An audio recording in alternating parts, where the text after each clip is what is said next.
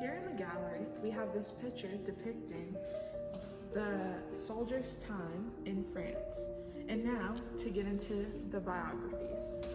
James Croxon, a well-known figure of the 20th century Hants County community, was born in either 1963 or 1868, making him either 48 or 54 at the time of his enlistment in the No. 2 Construction Battalion in 1960. Either way, he was above the age of 45, which was the cutoff for men wanting to enlist in the war effort. To curtail this barrier, Croxon said that he was born in 1872, which would have made him 44. The twins, Harold and Cornelia States, were born in 1900, making them only 16 at the time of their enlistment in the No. 2 Construction Battalion in 1916. They were 2 years below the minimum age to enlist, but like Croxon, they misrepresented their age in order to serve, saying they were born in 1898 in order to appear as 18. After their discharge in 1919, Harold married Iona Johnson, daughter of his fellow soldier George Johnson and sister of his fellow soldier Arthur Johnson. Harold and Cornelius' sister Annie married John Buster Paris, and together they have a son, the now hockey legend John Paris Jr. Both twins are buried in the Maplewood Cemetery. The Allison brothers, Clarence, Kenneth, and William, all enlisted in the No. 2 Construction Battalion in 1916 at the ages of 22, 21, and 19, respectively. Clarence married fellow soldier Frank Oker Johnson's sister Sarah Johnson.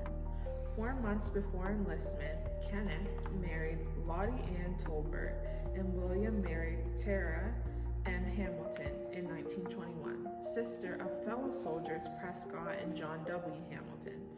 All 3 brothers are buried in Maplewood Cemetery. The biographies of these men exhibit how close-knit the men were, both as members of the same community and of the battalion. There are far more significant details to discover about their lives that are recorded in the biographies made here at the West Hants Historical Society, so make sure to stop in and check them out.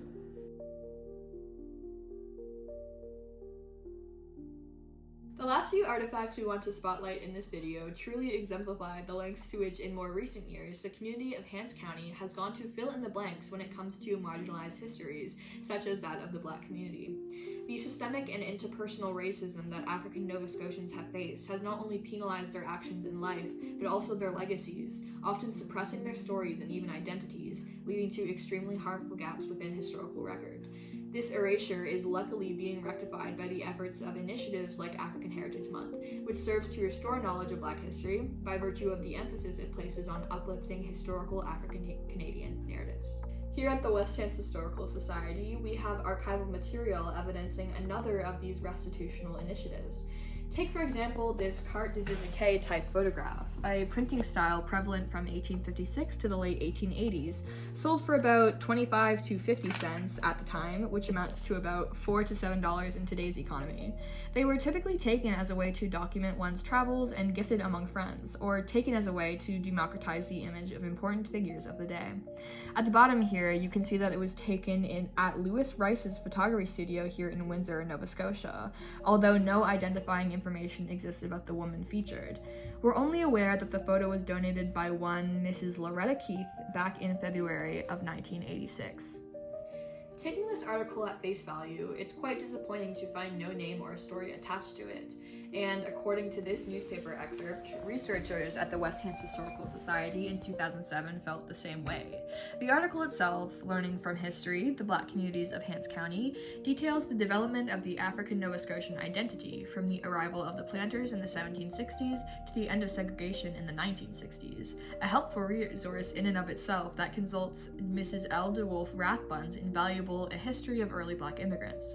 However, the West Hants Historical Society contributed more than this photo to the piece.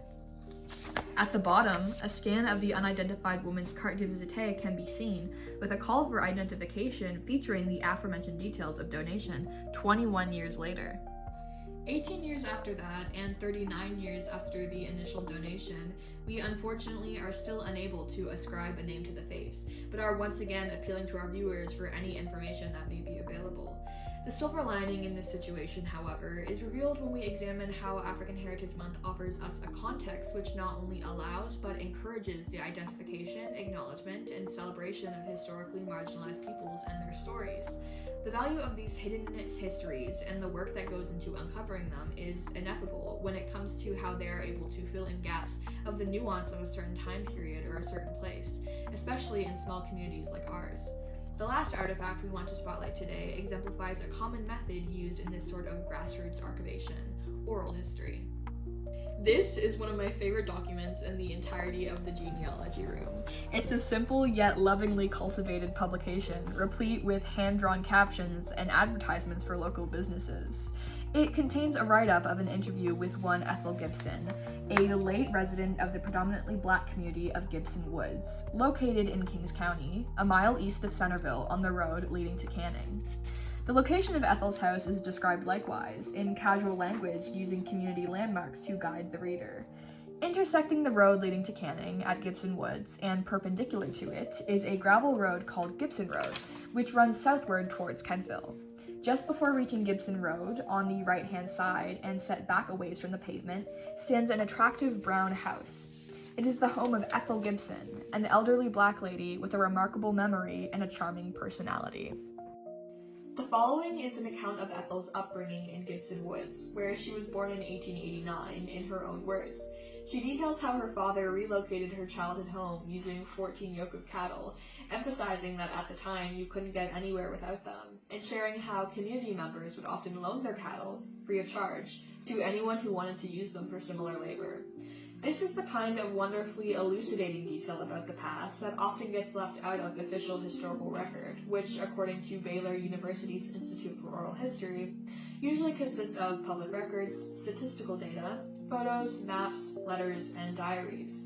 Not only do these kinds of media favor concise, pared-down accounts of events, often leaving little to no room for the detail and nuance that eyewitness speakers can contribute, the kinds of systemic racism that are still prevalent in even the accepted norm as little as 60 years ago further disrupt accurate historical record by suppressing or outright excluding marginalized voices, eyewitness or not. By approaching significant time periods and events from an individual perspective, oral history, and the publications that it produces, not only provides us with a more comprehensive understanding of the multifaceted expanse that is history, but also humanizes and gives new life to those that institutional narratives have previously demonized or erased altogether. Ethel goes on to remember how her grandmother bought her family home's 2 acres of land for $4, how her father cleared stubborn tree stumps on their property by sourcing dynamite from Halifax, how when she moved to Boston later on in life, she took a direct ferry from Kentville for only $8. This document is a time capsule to a bygone era, and an authentic one at that. These types of interpersonal historical initiatives are just as important as the institutional resources that make up the majority of accepted history, for not only do they more comprehensively record the history of rural communities such as our own and marginalized communities such as Ethel Gibson's, but continue to forge community by bringing people together by virtue of its practice. Although African Heritage Month emphasizes the Black community's past, it also encourages us to look towards a collective future with focus also put on the initiatives making history right now. We want to take a moment to highlight some of these groups in our community, starting with the ACES Hockey Program, which is a program that creates a space in the hockey community for Black students, helping them further their hockey careers in a space that wasn't always so open to them.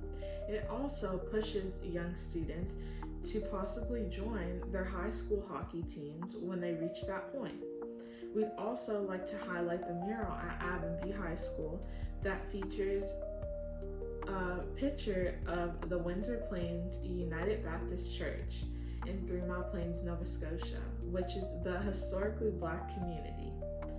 We'd also like to highlight the Black Student Union at Avonview, which is a union that helps Black students at Avonview to unite and confide in one another while we navigate through our high school lives.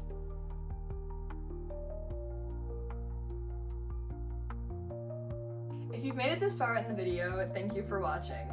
We hope you've learned something about Black history in Nova Scotia or even in Canada at large. What we've shared here today covers just a small fraction of the archival material that the West Hants Historical Society holds on African heritage.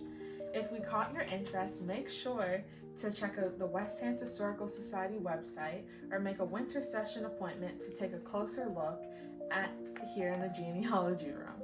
Happy African Heritage Month, and make sure to celebrate the social contributions of African Nova Scotians year-round. See you next time.